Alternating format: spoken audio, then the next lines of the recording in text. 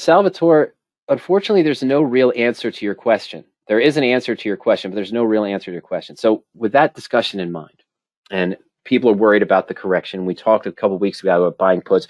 Salvatore asked, what, if you can share, are your favorite strategies that you'd recommend when one is trying at all costs to avoid having to buy or be assigned the underlying shares?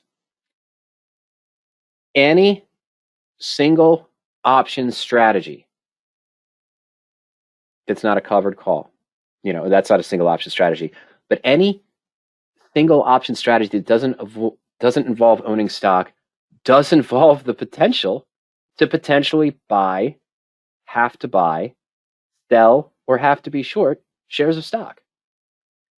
Any combination, whether I'm in a diagonal calendar spread, okay, and I've bought a 6-month out call here, and I've sold a 1-month out call here, and you could say, Mike, your comment was ridiculous. There's no way you could be forced to buy shares of stock in this strategy. Yes, there is. We were looking at AMD was at 110. So let's say I bought that March 105 call today, and I sold the 125 September call today.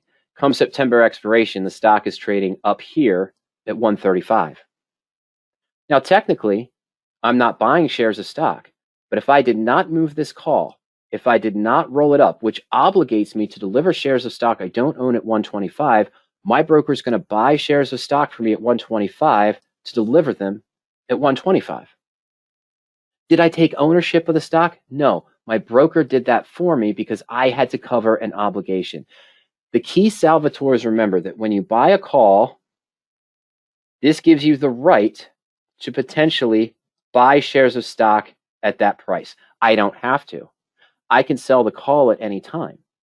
But if I left this all the way open to March expiration, AMD was trading at 110 and I didn't close it, my broker's going to assume that I wanted to exercise it, and I will now be long stock. When you sell a call, of course, whether you sell a call as a naked call or you sell it as a covered call, you've entered an obligation where you have to deliver stock. Or if that sold call is part of a bull call debit spread, if it's part of a calendar spread, if it's part of a bear call credit spread, the sell option obligation does not change. So even in a bear call credit spread where I've sold the 125 call on AMD thinking I'm bearish on the position and bought the 135, let's say, for example, if the stock's at 130 and I didn't do anything, my 135 call expires worthless. I have an obligation to I have an obligation here to deliver shares of stock I don't own at 125, which means what? I could end up being short shares of stock at 125 on AMD as it's continuing to move up. The combinations don't change the obligation. They just give you protection if it goes way above it. You can always roll and move the position.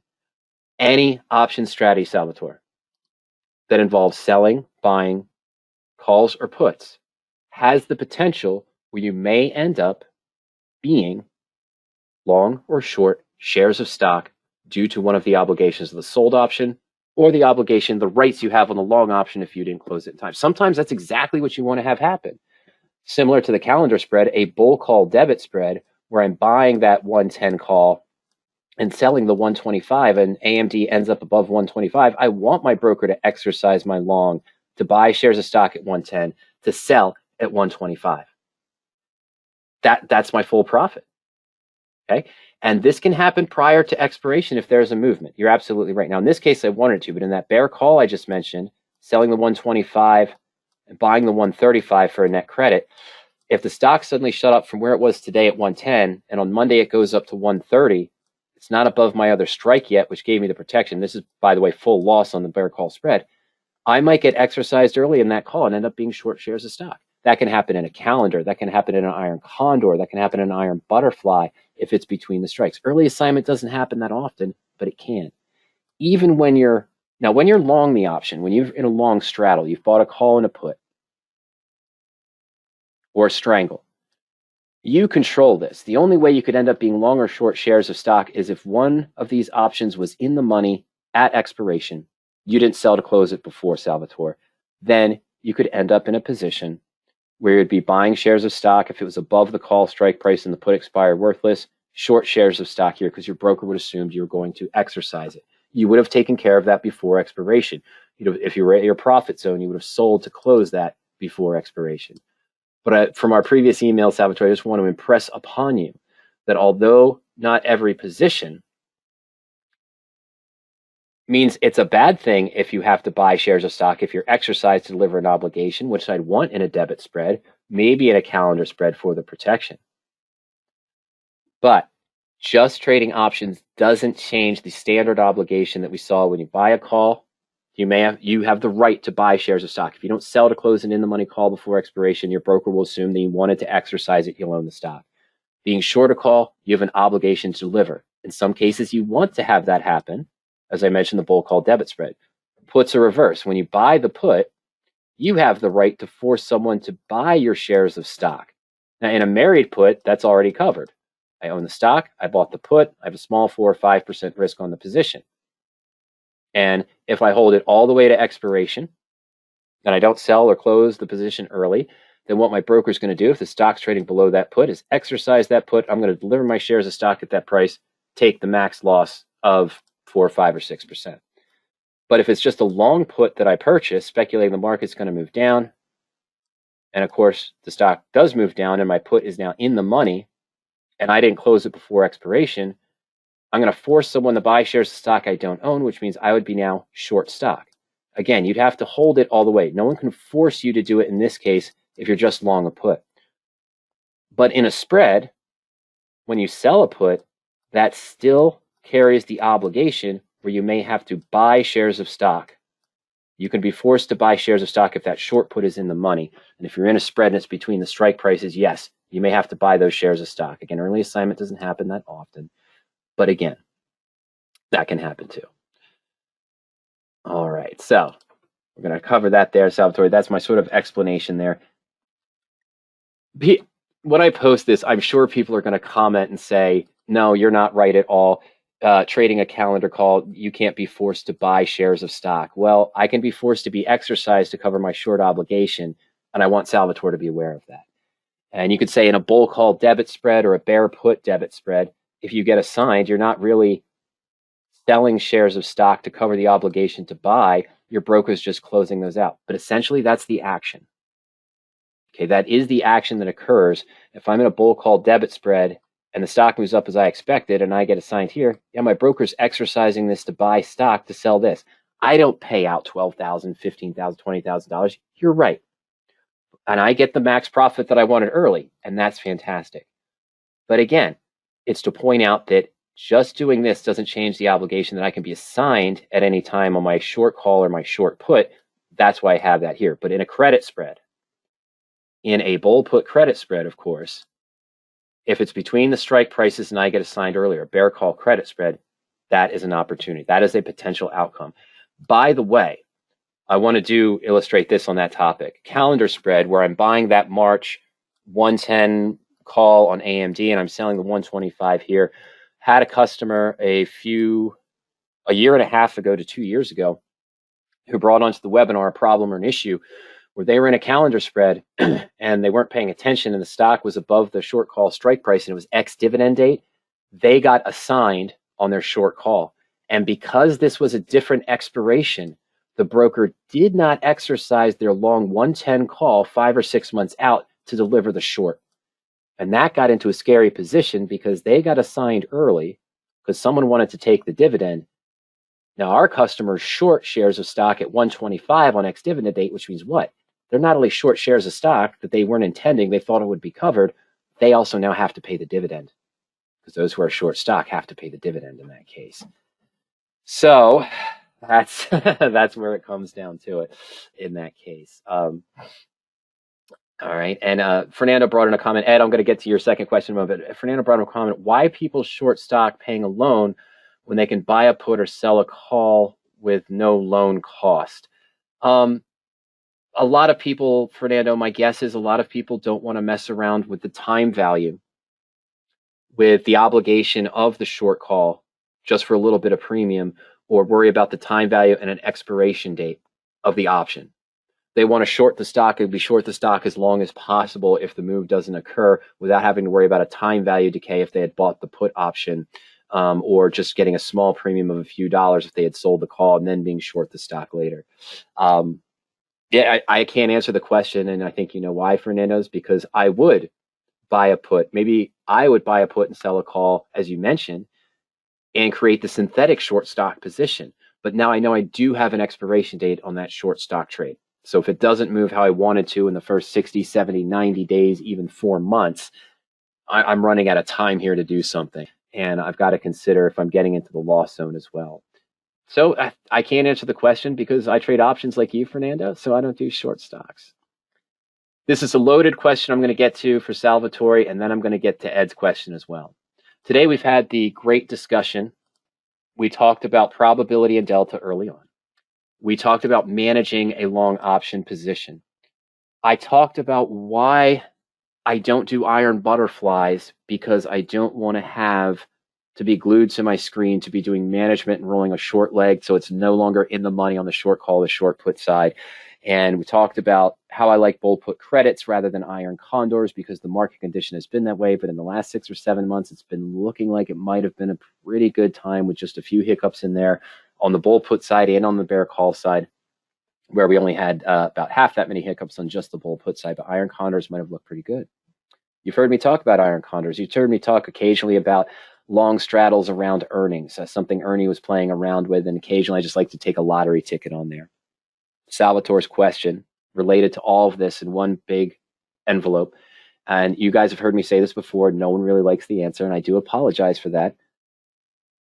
Salvatore's question is, what is your go-to strategy if you could only trade one strategy forever? And my answer is the married put, following the rules in the blueprint, the radioactive trading techniques. Is this the most profitable strategy I have ever traded in my account since I started working with power options in 2001, 2002? No. The most consistent profitable one, especially mainly in the last 5 or 6 years, has been bull put credit spreads.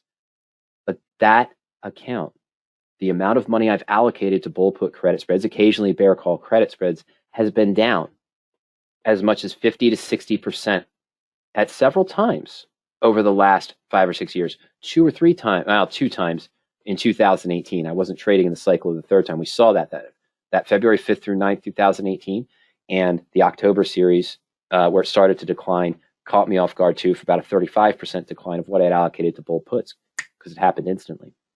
Okay, it's still profitable, maybe more profitable than my married puts. What is the married put structure? I'm going to get into a stock position to start where I can't lose more than 5, 6, or 7% guaranteed. 6 to 7 months out in time, controlled risk, potential profit to the upside. And like we saw for the earlier question there, for managing the long call positions, I have the ability to sell calls or do other positions against those. Oh, revolve has been one that's been moving up too. That's a high risk though. I'm going to stick with, yep. This is not a recommendation or suggestion. I was looking at Stepstone. I was looking at RCI, but that dropped out here. Okay, so here's Stepstone. I could buy 100 shares of stock at $47.23, buy a March 15 put for $7.15.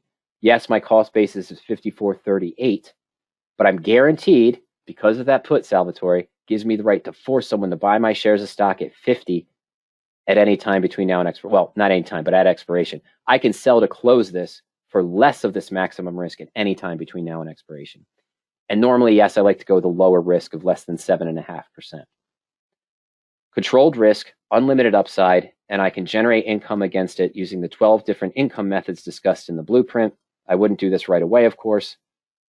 But again, I can start just selling calls or doing other positions to start lowering that risk, increasing potential profits, potentially cancel all of the risk to have a bulletproof trade as well.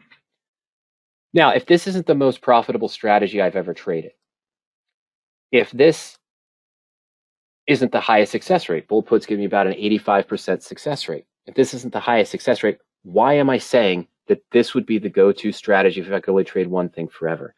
Inside Salvatore's question to me, and you guys can disagree with me, that's fine, is a comment that if I could only trade one strategy for the rest of my life, meaning I was impaired in some capacity where I couldn't necessarily do rollouts or adjustments.